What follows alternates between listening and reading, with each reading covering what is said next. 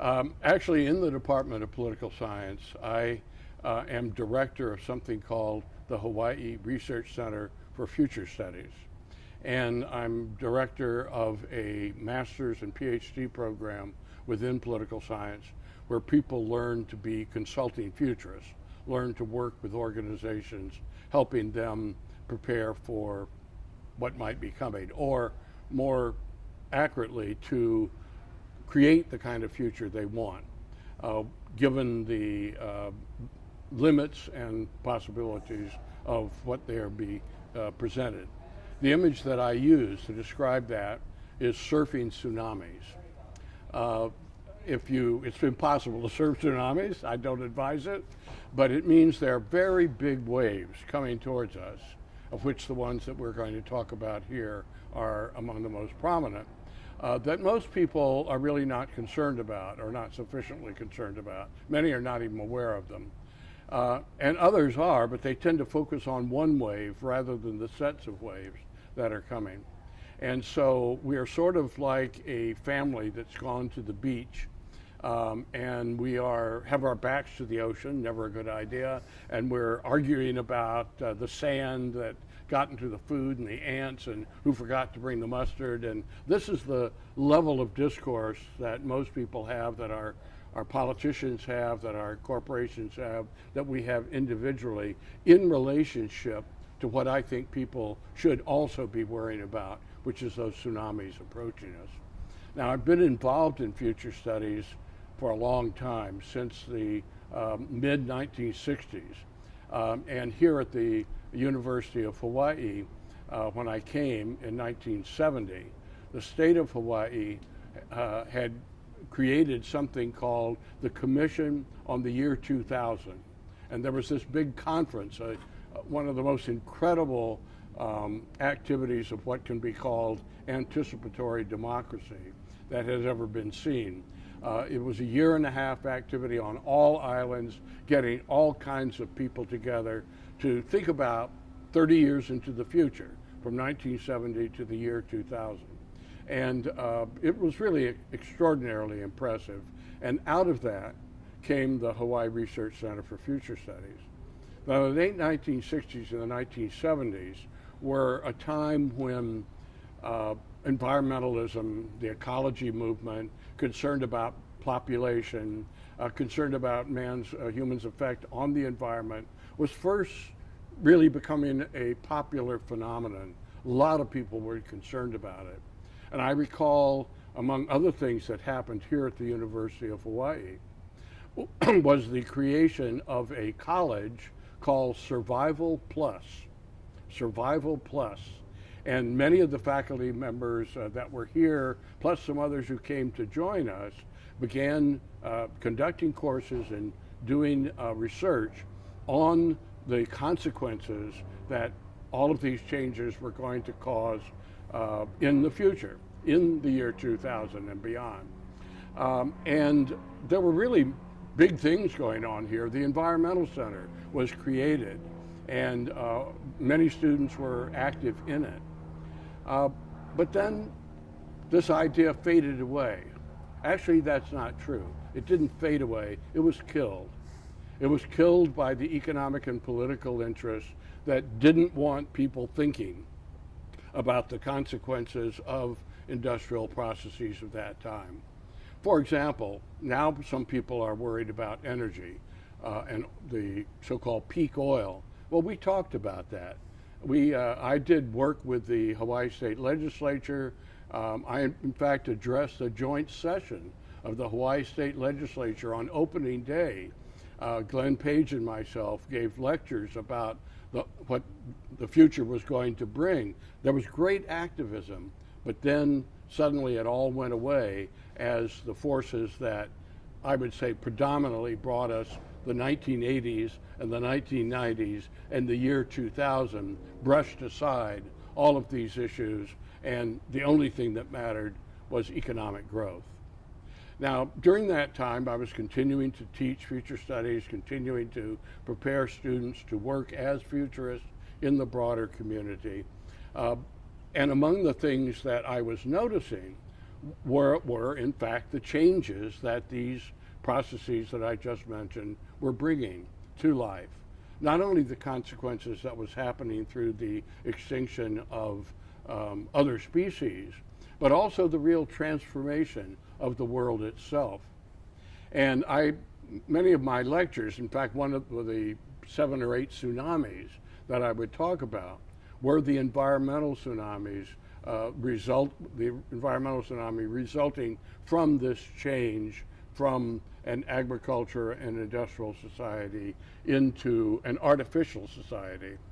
I declared and still say nature is dead nature in the sense of places and processes uninfluenced by human action.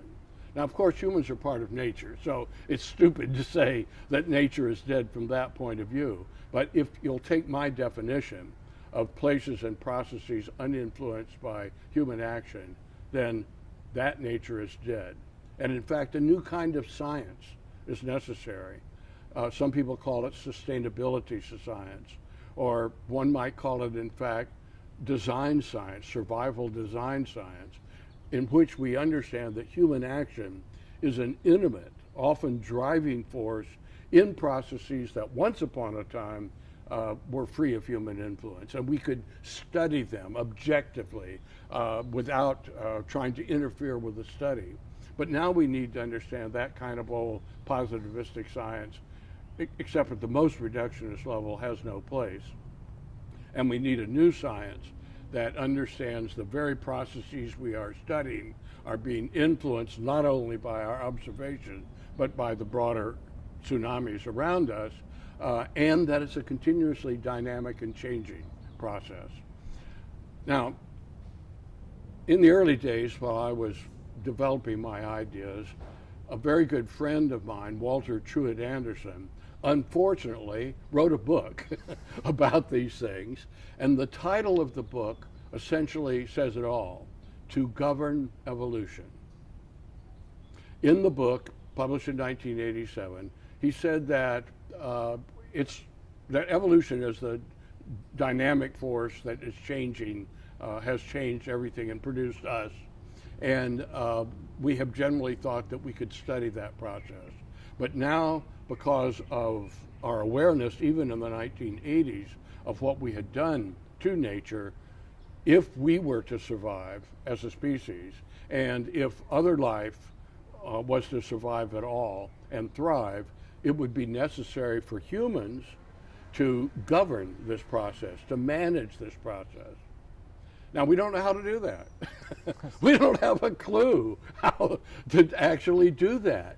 And yet our actions are constantly changing this society. So it would have been much better if scientists had been given a couple of thousand years to study the processes, and then we could have done some of the actions that change those processes.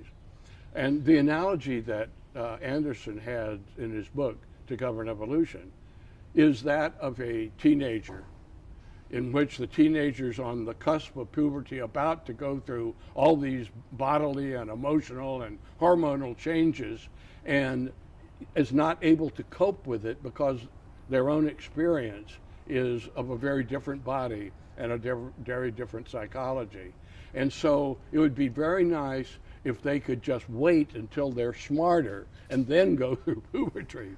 But you can't. Once the process is started, it's going to happen, and you have to learn by doing. That's where we are now. We are in a situation in which humans have modified everything about nature in more or less profound ways. Some less, some extremely apparent, but none trivial. So when did this start? When is this something that Western men have done that is only the product of industrialization? Absolutely not at all. In some ways, it goes back to slash and burn activities of hunting and gathering societies. It most certainly was a product of agricultural activities. There is nothing natural about a farm. There is nothing natural about a cow, about a chicken, about a sheep, about any of the grains that people use. They have all been genetically modified. They have all been designed to do human purpose. Now, most people your age and younger have never been on a farm, have never seen farm animals. Their acquaintance with farm is in the grocery store, when you buy the products that are produced now by industrial agriculture. But you don't have to wait there. You can go back. I would say that the very first hoe in the ground was the knife to Mother Nature's heart. From that point on, we weren't just living off the land. We were modifying nature for human purpose. And the consequences of that in all parts of the world, most dramatically seen in the rice growing parts of the world, where you have massive waterworks and moving rivers all over the place, and determining how water moves down, and all the governance that went with that, is the most dramatic example of how humans modified nature just for agricultural purposes. But there's no doubt that once industrialism began, and we began now digging out fossil fuels that had been underground for millions of years and suddenly releasing them into the atmosphere, that had a really profound influence on increasing this transformation. And so as we live at the present time, it is in a world that is increasingly artificial. Now, one of the things else that I do, which is sort of at odds with what I've just been saying, is there's in France a university called the International Space University, about outer space. And the faculty and the students come from the space industries and the space agencies from all over the world. I'm in charge of what's called space humanities, or space and society, the human ethical value, science fiction, visionary reasons that humans are doing this. Other faculty members and most of the students are concerned with the technical scientific aspect. There are also people, lawyers, space medicine, space business type people. My responsibility is for the humanistic element. Now, the reason I bring this up is that humans are meant for Earth. We're not meant for any other environment. And therefore, if we're talking about leaving our cradle and going to examine the neighborhood of the planets around us, then we have this dilemma. Do we take a little Earth with us and create biospheres or domes or some projects? Let's terraform Mars. Let's make Mars as Earth-like as possible. And since we have this wonderful experience on destroying this planet, let's go up and destroy that planet and make it like this one. That's one option. That's the dominant option. Now, to the extent that's an option we will follow or have followed so far, that means we are learning how to govern evolution. We're learning how to live in an environment that we have designed so that we can live in it.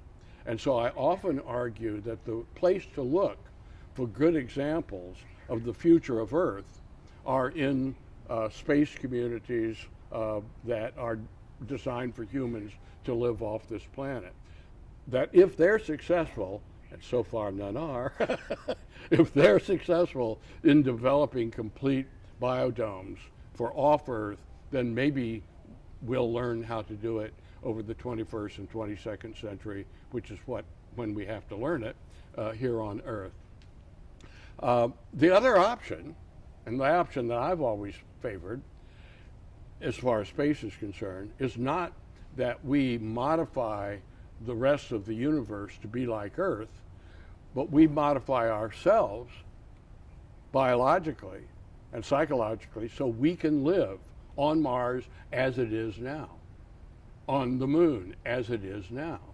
And that means our little carbon bodies are probably not what we're going to want to take up there.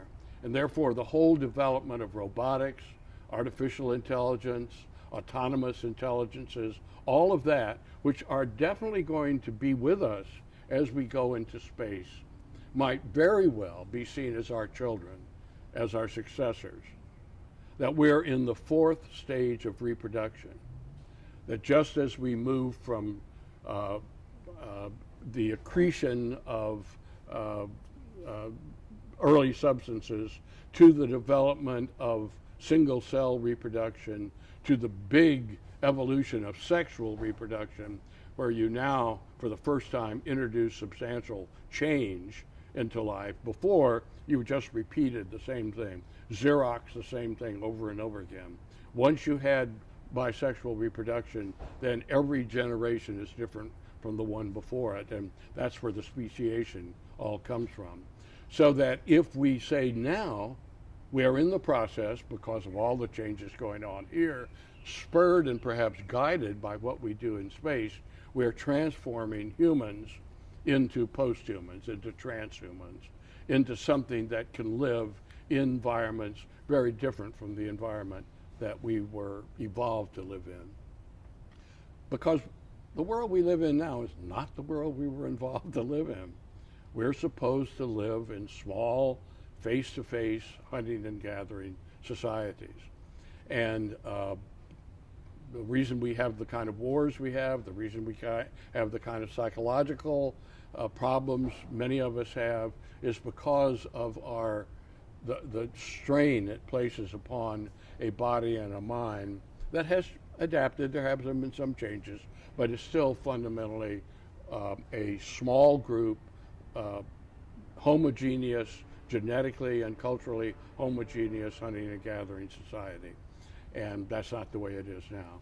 So the question, I really think, is, what is the future of humanity? Life will go on. It may not be life that involves us as we are at the present time. It may not even be life that is like anything that is known at the present time.